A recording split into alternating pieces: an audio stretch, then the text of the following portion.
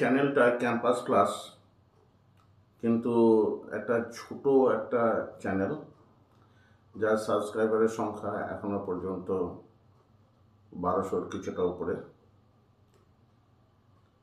কিন্তু যতই ছোট হোক না কেন, এর যে কন্টেন্টসগুলো, এর সবকটা কন্টেন্টস কিন্তু একদম তথ্যভিত্তিক, এবং যখনই কোনো তথ্য দিয়েছি সেই তথ্যগুলো কিন্তু সবসময় সোর্স মেনশন করে, অথবা যারা নিউজ মেকার তাদেরকে কোট করে বা তাদেরকে নিয়ে এসে নিজের ইচ্ছা মতো কিন্তু কোনো রকম এখানে তথ্য বা তথ্য সংক্রান্ত কোনো বক্তব্য কিন্তু এখানে রাখা হয় না।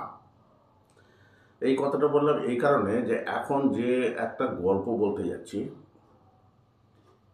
এ একটা পারিবারিক গল্প, পারিবারিক আইনি যুদ্ধের গল্প। এই আইনি যুদ্ধের একদিকে রয়েছে অ্যালজাইমারে ভোগা 70ঊর্ধ্ব বৃদ্ধ পিতা, এবং সেইভাবে একজন মা, এবং বিপক্ষে রয়েছে পুত্র ও পুত্রবধূ। কীরকম এই আইনি যুদ্ধ সেটা আগে একটু বলে দিই, ওই সাসপেন্স রেখে পরে বলবো এটা আমি করছি না। এখানে যিনি আইনি যে লড়াই হয়েছে, এই আইনি লড়াইটা হয়েছে একটা সম্পত্তি নিয়ে।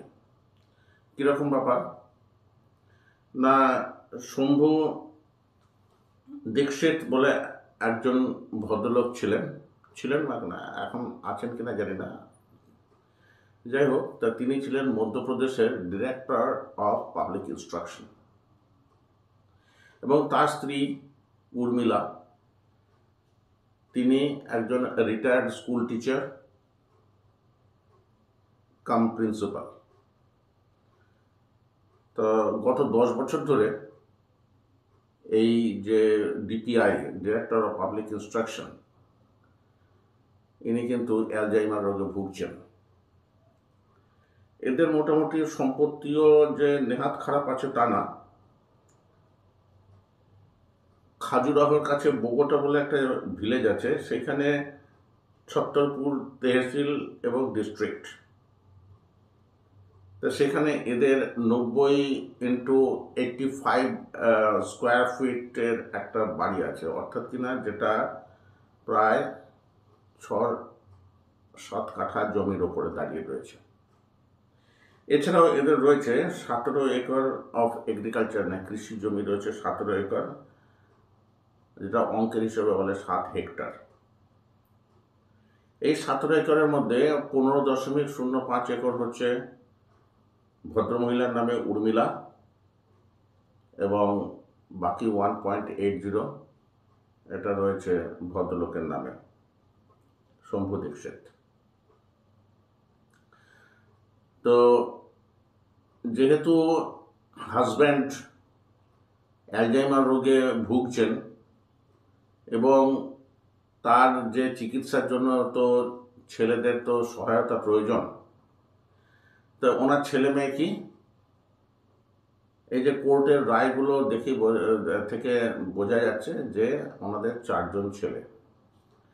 4 ছেলের মধ্যে 2 ছেলে বিদেশে থাকেন, এবং বাকি 2 ছেলে তাদের সঙ্গে মধ্যপ্রদেশেই থাকেন। এখানে যিনি লিটিগ্যান্ট, অর্থাৎ কিনা যিনি আইনি লড়াইয়ে এসেছেন, তিনি কিন্তু তৃতীয় পুত্র। চতুর্থ পুত্র নিরীহ গোছের, তার বিশেষ কোনো দাবি দাওয়া নেই। তো যাই হোক, তো 17 একর জমি যদি 4 ভাইয়ের মধ্যে ভাগ করে দিতে হয়, তাহলে এক একজনের ভাগে কত পড়ে? এক একজনের ভাগে কিন্তু মোটামুটি 4 দশমিক কিছু একটা অঙ্ক আছে, সেটা পড়ে। তা সেই অনুযায়ী কিন্তু একটা গিফট ডিড উনি করেন, বাবা মা দুজনে মিলে, যে ছেলে, যে তৃতীয় পুত্র এবং তার পুত্রবধূর নামে গিফট ডিড, 2019 সালের 9 সেপ্টেম্বর এই ডিড হলো। তা এই ডিড করার যে উদ্দেশ্য হচ্ছে যে এই যে জমিটা তাদেরকে দিয়ে দেওয়া হলো, এর বদলে বৃদ্ধ বয়সে যে সহায়তা প্রয়োজন পুত্রের কাছ থেকে, তারা সেই সহায়তাটুকু দেবে। এবং এই যে গিফট ডিড হওয়ার আগে এদের একটা বচনপত্র হয়, ওখানকার নিয়ম অনুযায়ী একটা বচনপত্র মধ্যপ্রদেশে। সেই বচনপত্রে তিনি একটি অঙ্গীকার করেন এই পুত্র, তৃতীয় পুত্র সুনীল, যে তিনি বাবা মাকে দেখবেন, তার সমস্ত সহায়তা করবেন, এবং সমস্ত ভালো ভালো কথা লেখা ছিল। তো তারপরেই দেখা গেল যে 2019 সালের সেপ্টেম্বর মাসে গিফট ডিড হয়ে যাওয়ার পর তারপর তৃতীয় পুত্র এবং তার স্ত্রী, অর্থাৎ কিনা তৃতীয় পুত্রবধূ, তারা নিজেদের রূপ ধারণ করেছেন। তারা গুন্ডামি থেকে শুরু করে হেন কাজ নেই যেটা করছেন না। অ্যালজাইমারের ভোগা বাবার ওপরে অত্যাচার, ছোট ভাইয়ের ওপরে অত্যাচার, মায়ের ওপরে তো বটেই, যে শুধুমাত্র ওই 4 দশমিক কত একর দেওয়া হয়েছে, 2.093 একর, এটা হয় না, গোটাটাই দিতে হবে অথবা আরও বেশি দিতে হবে। যাই হোক, হুলিগানদের তো ভাষা তো সেরকমই।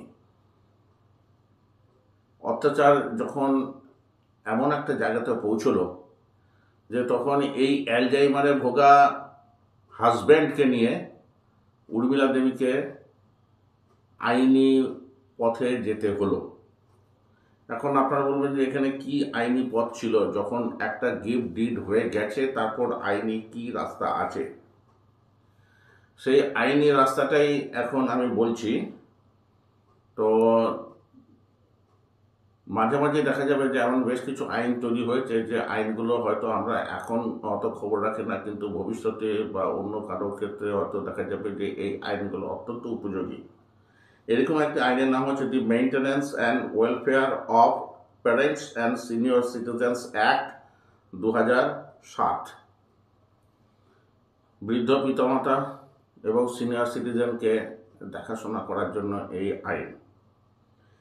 এই আইনের উদ্দেশ্য কি বলা হয়েছে? দি preamble states an act to provide for more effective provisions for maintenance and welfare of parents and senior citizens guaranteed and recognized under the Constitution of India and for matter connected therewith or incident thereto. বোঝা গেল যে একটা আইন করতে গেলে সে আইনের উদ্দেশ্যটা তো ব্যাখ্যা করতে, হঠাৎ যদি দুম করে কেউ যদি কিছু আইনি প্রভিশন বলে দেয় তাহলে তো বোঝা যাবে না এই আইনের কি উদ্দেশ্য, সেটাও তো বলতে হবে। এই আইনে একটা ডেফিনেশন আছে সেকশন 2J। সেকশন 2J-তে বলা আছে যে একটা ট্রাইব্যুনালের কথা।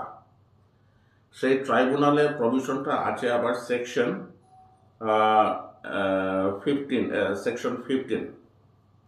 ওখানে বলা হচ্ছে যে যখনই অ্যাগ্রিভড সিনিয়র সিটিজেন অথবা প্যারেন্টস যদি সেই ধরনের কেউ থেকে থাকেন, তাহলে তাকে তো প্রশাসনের কাছে অভিযোগ জানাতে হবে যে তিনি সহায়তা পাচ্ছেন না, পরিবারের যে ইয়ঙ্গার যে সদস্যরা আছে তাদের কাছ থেকে তিনি সেইভাবে কোনো সহায়তা পাচ্ছেন না। তার জন্য একটা ট্রাইব্যুনাল গঠন করা আছে এবং এটা সেন্ট্রাল অ্যাক্ট, কিন্তু ট্রাইব্যুনালটা প্রভিশনটা এমনভাবে করা আছে যে তাতে বলা হচ্ছে যে সমস্ত স্টেট গভর্নমেন্টকে নির্দেশ দেওয়া হচ্ছে যে এই আইন 29শে ডিসেম্বর 2007-এর 6 মাসের মধ্যে কিন্তু প্রত্যেকটা সাব ডিভিশনে একটা করে ট্রাইব্যুনাল তৈরি করতে হবে এই ধরনের যে অভিযোগগুলো, সেই অভিযোগগুলো নিষ্পত্তি করার জন্যে। এবং এই যে ট্রাইব্যুনাল, এই ট্রাইব্যুনালের হেড হবেন কিন্তু SDO, সাব ডিভিশনাল অফিসার, অনেক জায়গাতে সাব ডিভিশনাল ম্যাজিস্ট্রেট বলে। এবং এবং তিনি এনকোয়ারি করবেন, এনকোয়ারি করে তিনি একটা রিপোর্ট দেবেন, সেই রিপোর্ট এনকোয়ারি করাবেন, এনকোয়ারি করার পর তার কাছে যে রিপোর্ট আসবে সেই রিপোর্টের ভিত্তিতে যে মেইনটেনেন্সের ব্যাপারটা তিনি সেটেল করে দেবেন, কাকে কত টাকা, কে কীভাবে মেইনটেনেন্স দেবে, এবং টাইম টু টাইম যদি মেইনটেনেন্সের পরিমাণের যদি কোনো পরিবর্তনের প্রয়োজন থাকে তাহলে সেটাও করতে হবে, এবং মেইনটেনেন্সের যে অর্ডারটা দেওয়া হচ্ছে সেই অর্ডারটা ঠিক মতোভাবে পালিত হচ্ছে কিনা, অর্থাৎ enforcement of the maintenance order, এটাও কিন্তু ওই ট্রাইব্যুনালের দেখার দায়িত্ব। তো এইখানে 23-এ যে ধারা আছে, এই আইনের যে 23-এর ধারা আছে তাতে বলা আছে যদি এই আইন বলবৎ হবার পরে যদি মেইনটেনেন্সের শর্তে যদি কাউকে কোনো রকম সম্পত্তি দেওয়া হয়, এখানে দেখুন স্ক্রিনে আপনি এই প্রভিশনটা দেখতে পাবেন। তার আইনি বাধ্যতা, আইনি ব্যাপারটা হচ্ছে যে তাহলে কিন্তু যে গিফট ডিড যেটা দেওয়া হয়েছিল সেই গিফট ডিডটা কিন্তু নাল অ্যান্ড ভয়েড হয়ে যাবে। অর্থাৎ কিনা উর্মিলা দেবী তিনি বলেছেন যে এই যে গিফট ডিড যেটা করা হচ্ছে সেটা যেন বাতিল বলে ঘোষণা করা হয়। তো তদন্ত হয়েছে, তদন্ত হওয়ার পর রিপোর্ট যা পেয়েছেন তাতে সাব ডিভিশনাল ম্যাজিস্ট্রেট তিনি একটা রিজেন্ট অর্ডার দিয়েছেন, যেটাকে বলে স্পিকিং অর্ডার। সেই স্পিকিং অর্ডার দেওয়ার পরে তিনি এই যে গিফট ডিডটাকে তিনি বাতিল করে দিয়েছেন, এবং শুধু তাই নয়, যে পজিশনটা ফিরিয়ে দেওয়ার নির্দেশও তিনি দিয়েছেন। এরপরে তারিখ সাল তামামিগুলো আনছি, কারণ কি গতিতে মামলাটা এগিয়েছে সেটাও তো বোঝা দরকার। তো যাই হোক, এরপরে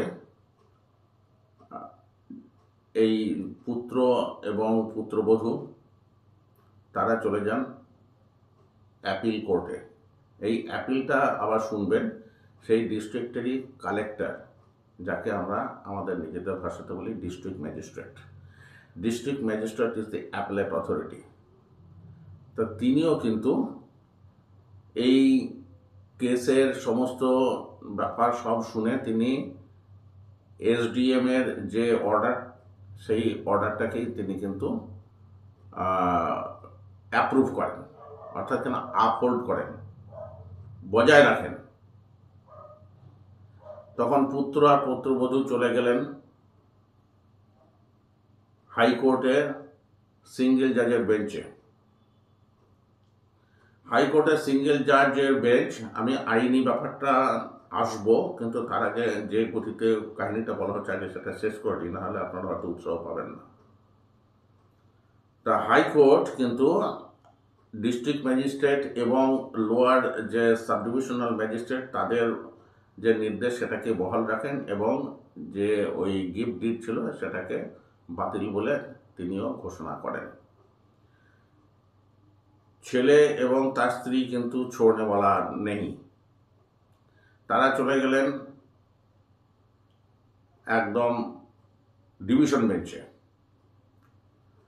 ডিভিশন বেঞ্চ রায় দিল যে এই যে সম্পত্তি, যে দলিল গিফট ডিড, এই গিফট ডিডকে নাল অ্যান্ড ভয়েড করার অথরিটি কিন্তু এই ট্রাইব্যুনালের নেই। অতএব যে অর্ডারটা দেওয়া হয়েছে এই অর্ডারটা একদমই বেআইনি।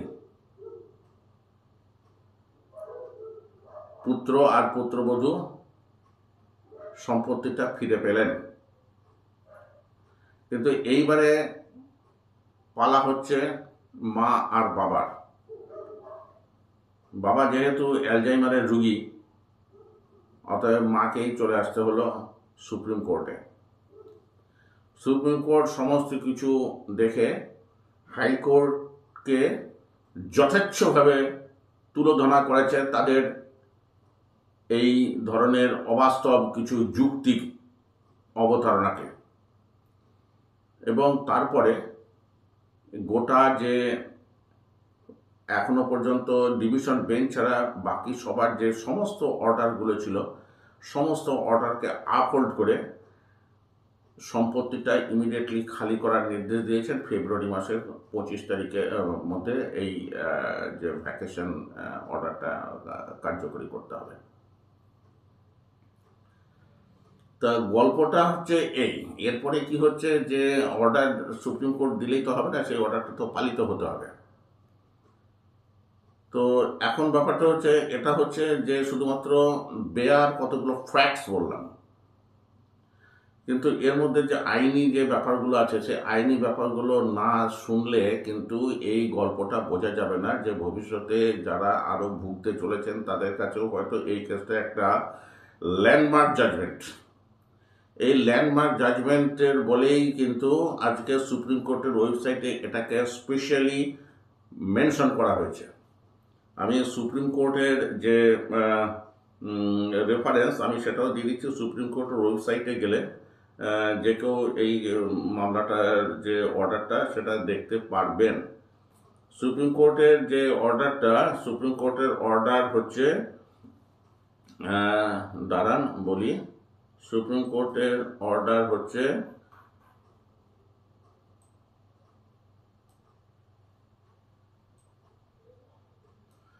Civil appeal number 10927 of 2024, special leave petition 720/2023, এবং এই মামলা হচ্ছে বিটুইন উর্মিলা দীক্ষিত অ্যান্ড সুনীল শরণ দীক্ষিত। এদের মধ্যে একজন মা হচ্ছেন আবেদনকারী, আর সুনীল শরণ হচ্ছেন পুত্র। মা এবং ছেলে, এদের দুজনের মধ্যে সুপ্রিম কোর্টে লড়াই হচ্ছে। এই যে লড়াইয়ে এদের যে জাজমেন্ট, এই জাজমেন্টটা দিয়েছেন দুজন জাজের যে বেঞ্চ, সঞ্জয় কারল এবং সঞ্জয় কারল এবং city Rabikumar. City Rabikumar is a senior জাজ, কিন্তু জাজমেন্টটা লিখেছেন সঞ্জয় কারল, কি মানে সিটি রবিকুমার এটাকে অ্যাপ্রুভ করছেন। তো এই হচ্ছে আইনি যে ব্যাপারটা, সেটা হচ্ছে বাইরের রূপ। এবারে ভেতরের ব্যাপারটা সেটাও তো একটুখানি দেখা দরকার, তা নাহলে তো আমরা বিচার বিভাগ সম্পর্কে কি বুঝবো। এই যে ধরুন 5টা ধাপ ছিল, ট্রাইব্যুনালের প্রাথমিক ধাপ, তারপরে অ্যাপিল, তারপরে হাইকোর্টের সিঙ্গেল জাজ বেঞ্চ, তারপরে ডিভিশন বেঞ্চ, তারপরে সুপ্রিম কোর্ট, অর্থাৎ 5টা ধাপ। এই ধাপের যে মানে ডে টু ডে যে ব্যাপারটা সেটা বলি।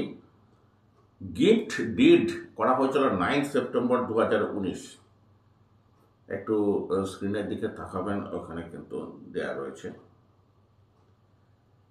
কেস ফাইলড হয়েছিল 27/9/2021, অর্থাৎ 2 বছরের মধ্যে কিন্তু কেস ফাইল করতে হলো বাবা মাকে।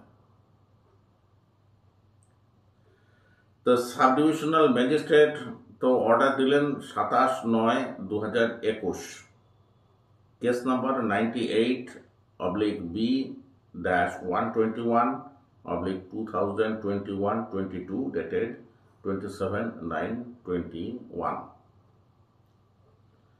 এবং এর যে অর্ডারটা বেরিয়েছিল 25/4/2022, অর্থাৎ কিনা 6-7 মাস মতো সময় লেগেছে অ্যাট দি ম্যাজিস্ট্রেট লেভেল। তারপরে যে ডিস্ট্রিক্ট ম্যাজিস্ট্রেট তিনি তার অ্যাপিলেট অর্ডারটা বার করেন 97/April 2021-22, 2 অগাস্ট, অর্থাৎ কিনা 25/4/2022 পর 2 অগাস্ট 2022।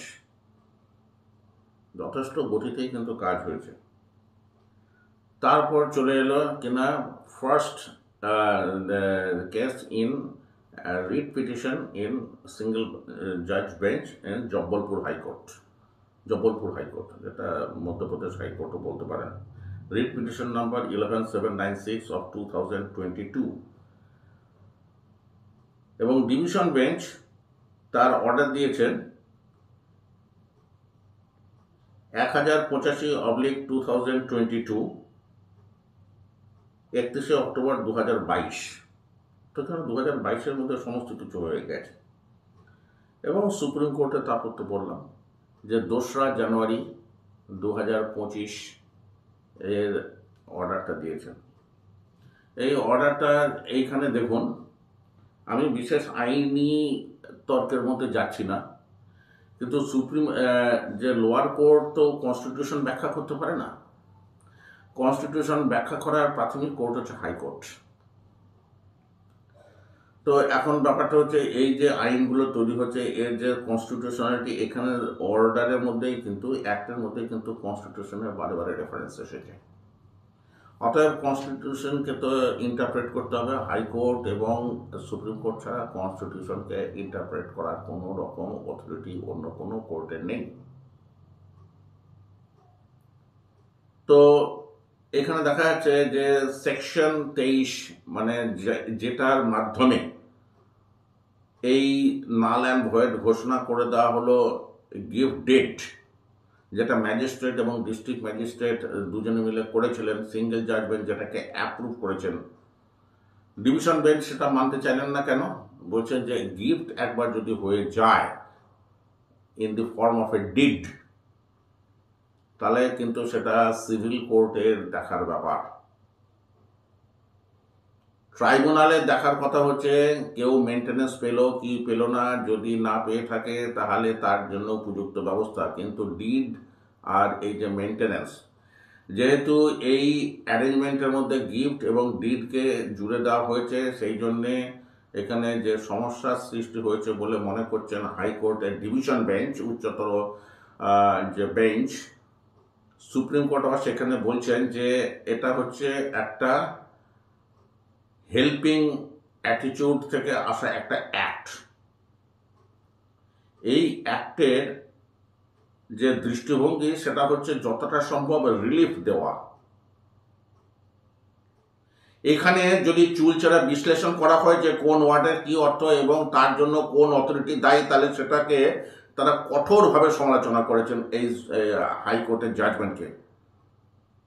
এবং তার সঙ্গে তারা এটাও বলেছেন যে একজন ম্যাজিস্ট্রেট বা একজন ডিস্ট্রিক্ট ম্যাজিস্ট্রেট বা লোয়ার বেঞ্চ অফ হাইকোর্ট, তারা যে জিনিসটা বুঝতে পেরেছে সেই জিনিসটা কিন্তু এই ডিভিশন বেঞ্চ, যেখানে দুজন বিচারপতি বসে রয়েছেন, তারা একমাত্র জাজমেন্ট দিয়েছেন যে না, এটা চলে না।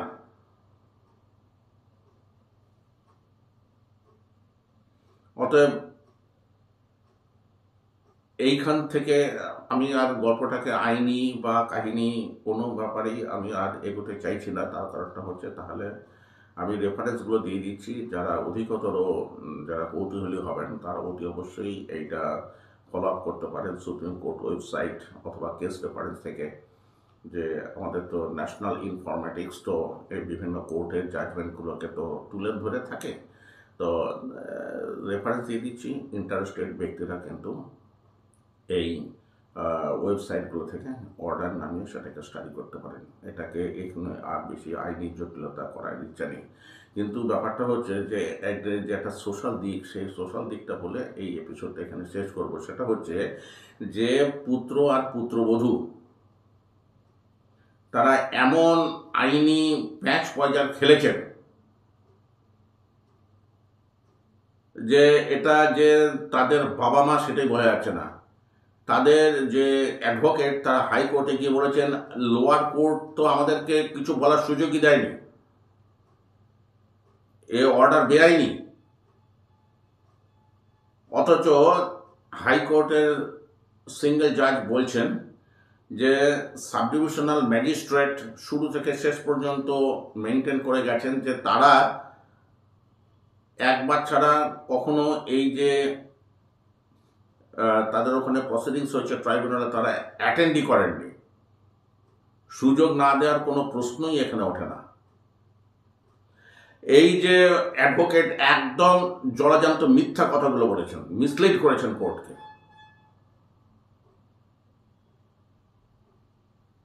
এটা হচ্ছে হাইকোর্টের অবজারভেশন। এই ধরনের যারা এই ধরনের যারা অ্যাডভোকেট, তাদের জন্য তো বিচার বিভাগ কলুষিত হয়।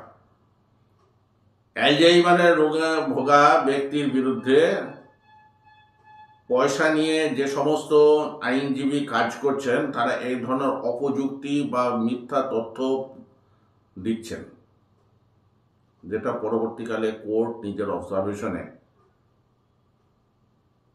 কিন্তু সেগুলোকে খারিজ করে দিচ্ছে। এই হচ্ছে বাবা মায়ের সঙ্গে পুত্র আর পুত্রবধূর সম্পর্ক।